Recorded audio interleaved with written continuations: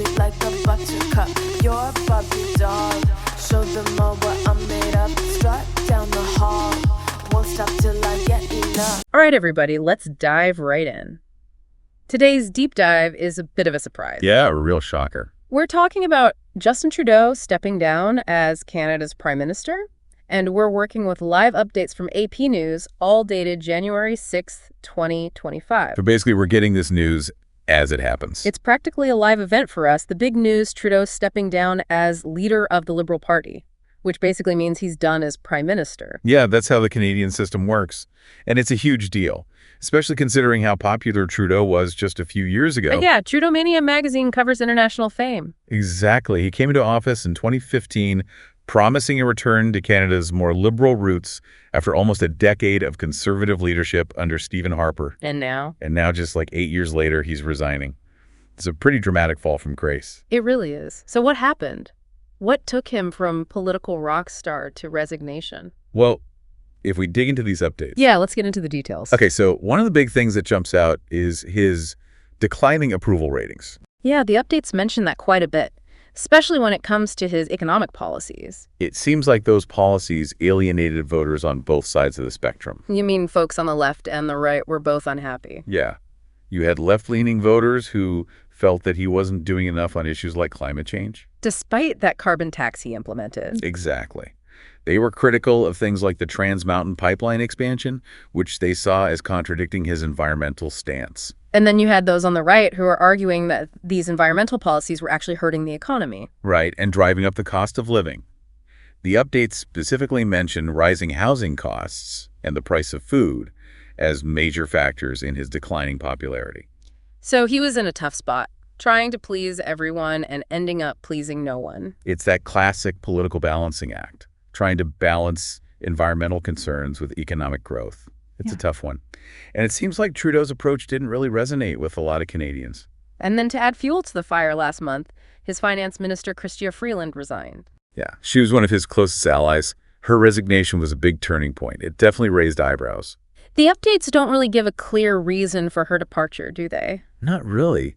They mentioned that journalists pressed Trudeau on whether it was due to policy clashes or disagreements, but he wouldn't divulge any specifics. He said he wouldn't talk about private conversations. Right, which of course just fueled speculation about some kind of internal tension within the Liberal Party. And with Parliament set to resume in just a few months, this makes his resignation even more interesting. Absolutely.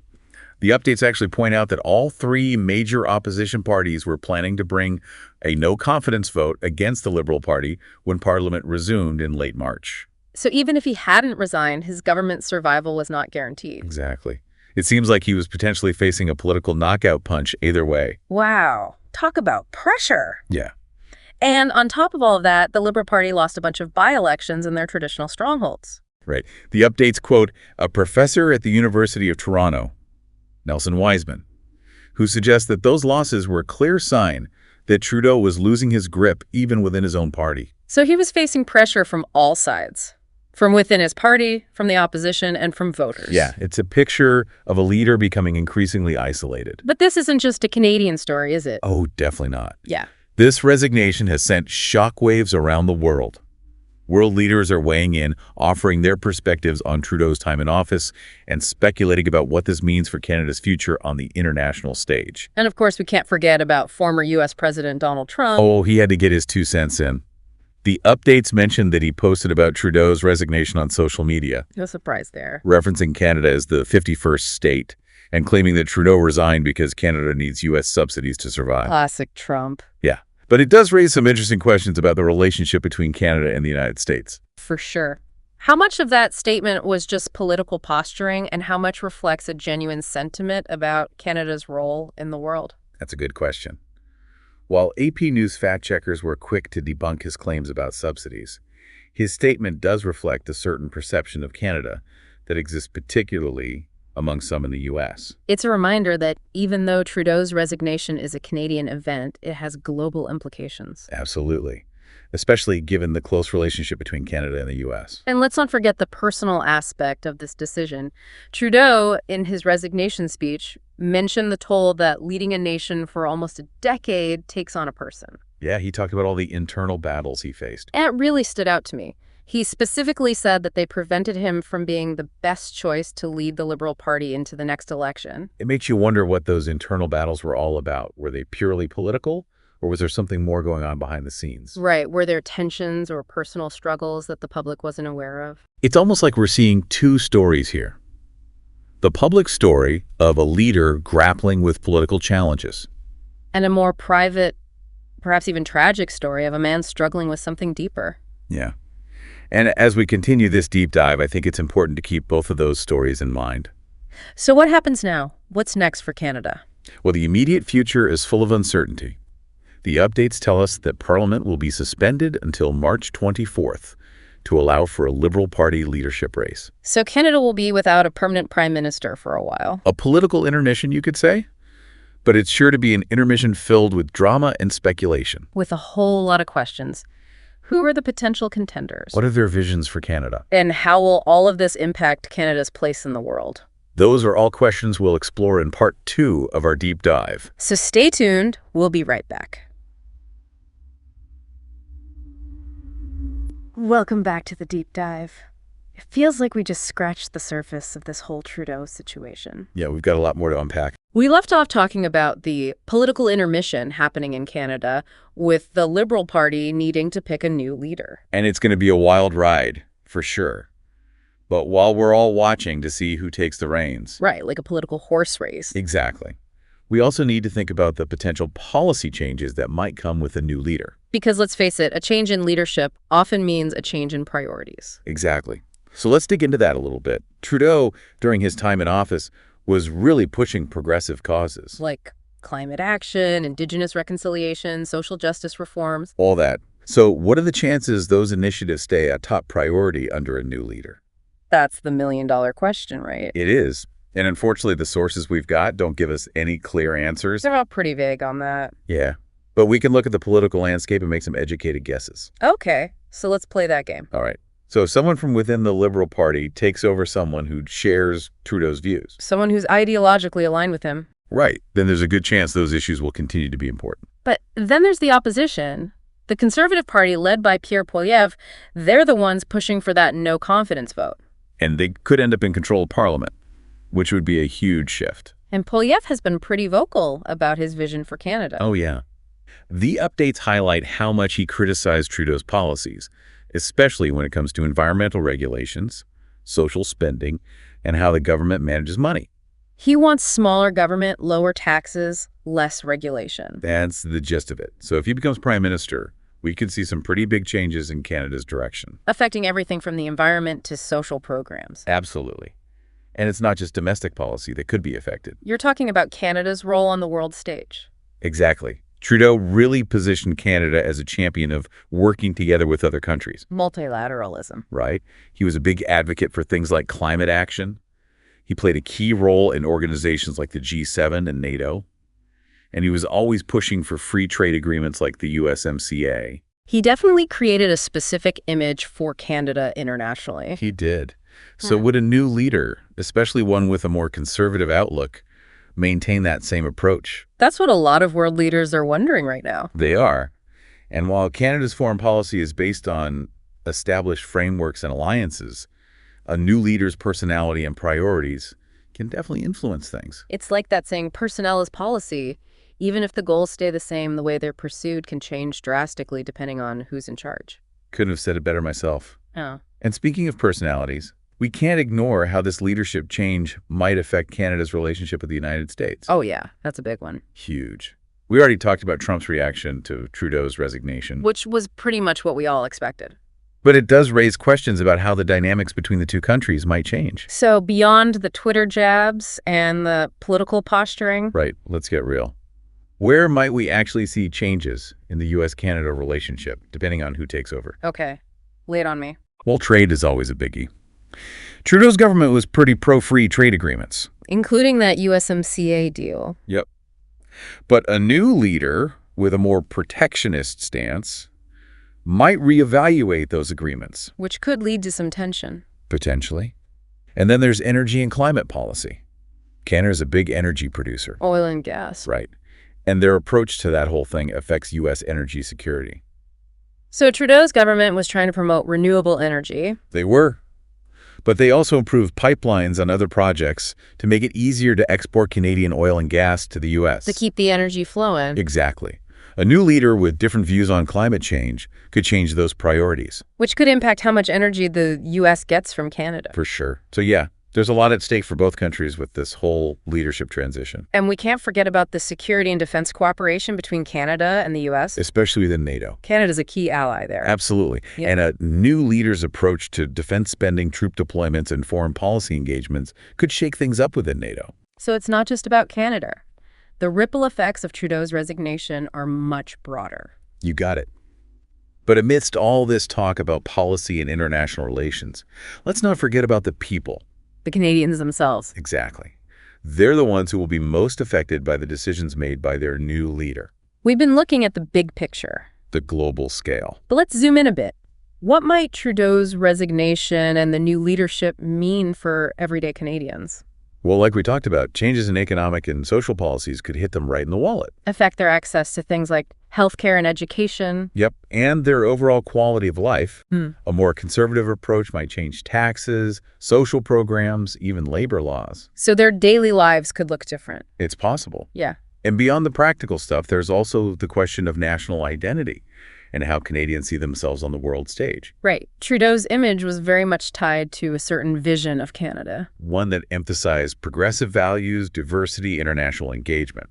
Now, with him gone, Canadians might start to re-examine those values. Figure out what kind of country they want to be. In a world that's constantly changing.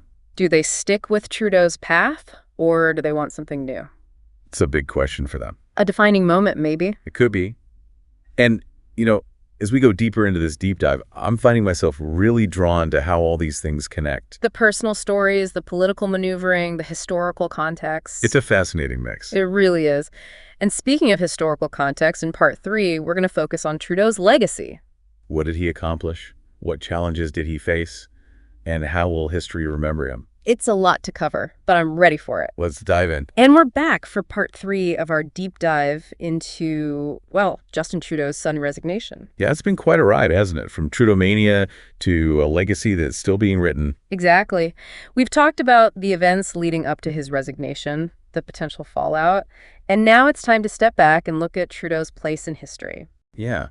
How will history remember him? It's an interesting question because his story really is woven into the fabric of Canada's evolution. Right. Like when he first came to power in 2015, he was seen as the symbol of change, a new era for Canada. Totally. A breath of fresh air. He was young, charismatic, the son of a former prime minister. It did feel like Trudeau-mania all over again. Yeah, it did. Yeah. Why do you think that was? What led to that initial wave of popularity? Well, you have to remember, Canada had just spent almost a decade under Stephen Harper's conservative government. So there was a desire for something different. A change of pace. Exactly. And Trudeau just tapped into that sentiment perfectly. He campaigned on hope and optimism, promised to restore Canada's reputation as a progressive leader on the world stage. He also played on that nostalgia factor, harkening back to the era of his father, Pierre Trudeau. Ah, yes, Pierre Trudeau, a towering figure in Canadian history. For sure. And let's not forget, Trudeau also benefited from this global trend of younger, more charismatic leaders. It was a thing back then. People wanted leaders who seemed more relatable, more in touch with everyday people. And Trudeau fit the bill perfectly. He did. So he rode that wave of popularity into office. What were some of the big policy decisions that marked his early years as prime minister? Well, one that really stands out is the legalization of cannabis in 2018. Yes. That was a bold move. It was. It made Canada a pioneer in drug policy reform. And it was popular with a lot of people, especially younger voters. It definitely got people talking. And then there was his approach to climate change. Another big theme of his campaign. He implemented a national carbon tax. Which was pretty controversial. Oh, yeah. The left said it wasn't enough. The right said it was too much. Trying to find that middle ground. Always a challenge. Yeah. He also invested heavily in renewable energy projects and committed Canada to reducing greenhouse gas emissions. So trying to walk that line between environmental protection and economic growth. Exactly. And then on the social front, he was a big advocate for diversity and inclusion. That gender-balanced cabinet was a first for Canada. It was. And he made some serious efforts to move forward with Indigenous reconciliation. Those were big moments. They were. But as we discussed earlier, his popularity didn't last forever. Right. Things started to shift. They did. What do you think were some of the factors that led to his decline in the polls? Well, the updates mention a number of scandals that hit his government. Oh, right. Those ethical breaches. Yeah, the SNC-Lavalin affair, the WE charity controversy, all those things chipped away at his image. People started to question his ethics. They did, and then there were those photos of him wearing blackface. Oh, man, those are tough. They really were. They came out during the 2019 election and forced him to confront a past that didn't really align with his carefully crafted image. The champion of diversity and inclusion. It was a reminder that even the most polished politicians have skeletons in their closets. We all make mistakes. We do. But despite all that, he did manage to win a second term in 2019. With a minority government, though? Right. So what does that tell us about him and the political climate at the time? Well, I think it shows that while his popularity had taken a hit, he still had the support of a lot of Canadians. Enough to win another election. Enough to win. But it also shows how fragmented Canadian politics can be. No one party holding a clear majority. Exactly. So he entered a second term walking a tightrope. And as we've seen, that tightrope eventually snapped. It did. But even with this resignation, there's no denying his impact on Canadian politics. So the big question, how will history remember him? That's a tough one. His legacy will probably be debated for years to come. Yeah, it's not a simple answer. Not at all. I think he'll be remembered for his progressive policies, his charisma on the world stage, his commitment to diversity and inclusion. He definitely changed the conversation on some important issues. He did. But his critics will likely focus on the scandals, the broken promises, and the feeling that his charm was sometimes just a way to hide political maneuvering. So a mixed bag of successes and failures. Like most politicians, I guess. It's rarely black and white. Right. I think history will offer a more nuanced perspective on his time as prime minister. A little bit of good, a little bit of bad. Exactly. Well, we've covered a lot of ground in this deep dive. Breaking news, political intrigue, international relations, the ups and downs of leadership. What are some of the key things you hope listeners will take away from all of this? That's a good question. I hope they'll think about that delicate balance between idealism and pragmatism in politics. Meaning? Well, Trudeau came into office with this vision of a more progressive, inclusive Canada, and he did accomplish some good things. He did. But he also faced obstacles, made mistakes, couldn't escape the realities of governing. It's not easy being in charge. It's not. Yeah. So it's a reminder that leadership is a constant balancing act. Between what you want to do and what you actually can do. Exactly. I also hope listeners will think about the importance of being active citizens. Participating in the process. Exactly. Canada's at a crossroads right now. Big time. And it's up to each citizen to get involved, hold their leaders accountable, help shape the future of their country. It's a team effort. It is. We can't just sit back and expect things to magically improve. We got to get in the game. We do. So, to everyone listening, keep learning, keep questioning, and keep those minds engaged. Well said. The future of Canada is in your hands. Thanks for joining us on this deep dive. It's been a fascinating one. Until next time, folks.